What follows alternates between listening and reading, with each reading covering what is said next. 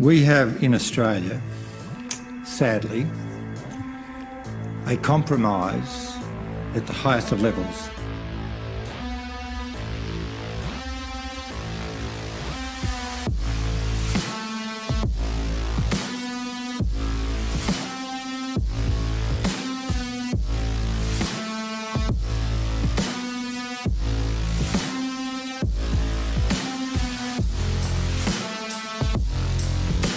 So, having produced a set of documents to the Royal Commission, which includes, disturbingly, documents that name in one document 28 people as alleged pedophiles, includes a whole lot of prominent people, and I think to protect the discretion of the Royal Commission, I won't comment on what the Commission thought, except that they thought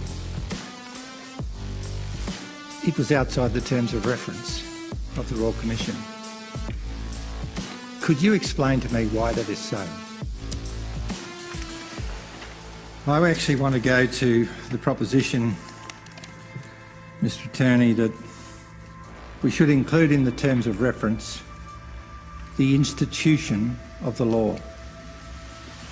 And I have documents here which the Royal Commission has seen to justify that case, and in fact every Attorney General, from Attorney General Ruddock till now, has seen some of these documents. They are police documents, and they are very disturbing.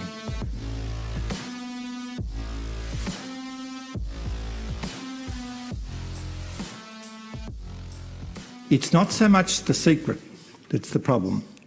It's when a group of people, such as the 28 people on this page, keep each other's secrets, that the institution becomes compromised. And on this list, and I won't, there are some spectacular examples of that. People involved in hearing court cases, people, anyhow, I won't go through that. I just appeal for the thousands and thousands and thousands of people in Australia, and the Royal Commission, to its credit, is demonstrating the disgusting culture of some of our institutions. I appeal for you to give consideration to cleaning up this act. I mean, the Royal Commission, the Wood Royal Commission, as you know, Mr. Attorney, was about to explore who the legal fraternity people were that used to attend Costello's, the boy brothel club in Kellett Street, King's Cross. And I've actually got the list here. And a lot of them are still practising. But the judge of the day of the Royal Commission decided it was a no-go zone, and Paddy Bergen, counsel assisting at the time, said, "We'll rise for morning tea," and they never went back to it. And I did ask the Commissioner why. He said he'd deny it if ever I mention it. I think it's time to mention it in view of the good work of the Royal Commission. He said, "We've decided not to revisit that issue because the public would lose confidence in the judiciary." Because the public would lose confidence in the judiciary. I think it's time, like the churches and our other institutions who are now facing up to the truth, I think it's time the institution of the law faced reality. In recent months, I've put a proposition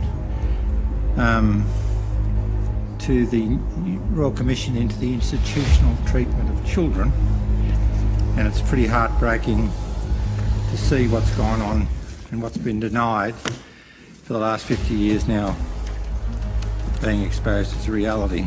It's broken a lot of hearts. There's a former Prime Minister on this list, and it is a police document. When the police find it necessary to put a judge under surveillance, I think we've got to a point where we've got a problem. And when that surveillance is dropped because of a lack of cooperation between the AFP and the New South Wales Police, we have a problem.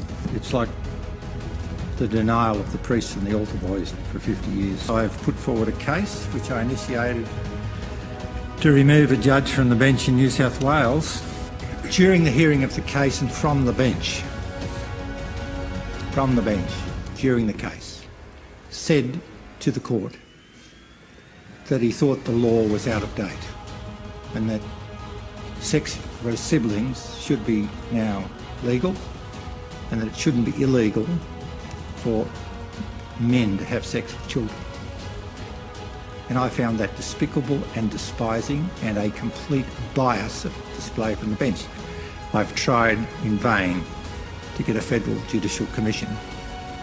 And I think the treatment in the federal jurisdiction of children by some people in the jurisdiction of the family law court is disgusting and a disgrace, and some of those children are a tool for attorneys in representing cases.